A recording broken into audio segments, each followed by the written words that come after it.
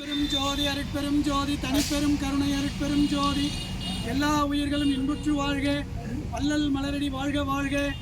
அன்பு ஆன்மநேயமிக்க அருமை சகோதர சகோதரிகளே, நம்மவர்கள் அனைவரையும் விழுப்புரம் வள்ளலார் சத்திய தர்மசாலை அன்பர்கள் சார்பாக வணங்கி வரவேற்று மகிழ்கின்றோம். இன்றைக்கு 21/11/2025 வெள்ளிக்கிழமை.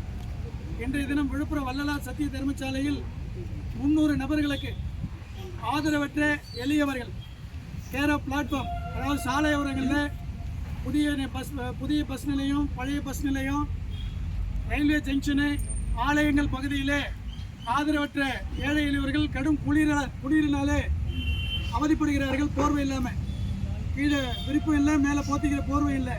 அதனால் அவருடைய நிலையை கருத்தில் கொண்டு விழுப்புரம் வள்ளலார் சத்திய தர்மசாலை அன்பர்கள் சார்பாக இன்றைக்கு 300 நபர்களுக்கு பெட்ஷீட் போர்வை வழங்கும் மக்கள் நலத்திட்ட திருப்பணி இங்கே இப்பொழுது தொடங்குகிறோம்.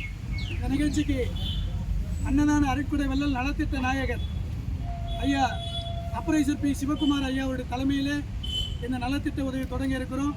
முன்னிலையாக வேகம் பிரகாஷ் அவர்கள், அரிமா சங்க சுப்ரீம் அரிமா சங்கத்துடைய பொருளாளர், வழக்கறிஞர் பொய்கை வி சங்கர் அவர்கள், நெடி எஸ் பலராமன் அவர்கள், பூவரசுங்குப்பம் வேல்முருகன் அவர்கள், வைரமணி அவர்கள், இந்த பகுதி டிபிஐ வார்டு செயலாளர் முருகன் அவர்கள் முன்னிலையில் இந்த நலத்திட்ட திருப்பணி தொடங்க இருக்கிறது.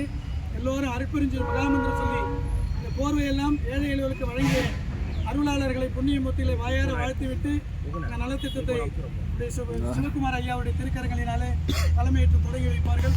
எல்லோரும் வாயார அருட்பெருஞ்சோதி மகாமந்திரம் சொல்லி வாழ்த்தி சிறப்பிப்போம்.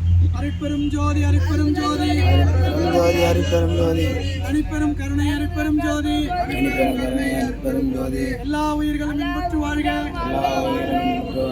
வள்ளல் மலரடி வாழ்க வாழ்க. போட்டோ எடுத்துட்டு அங்கிருந்து ஃபுல்லாக கவர் பண்ணுறோம்.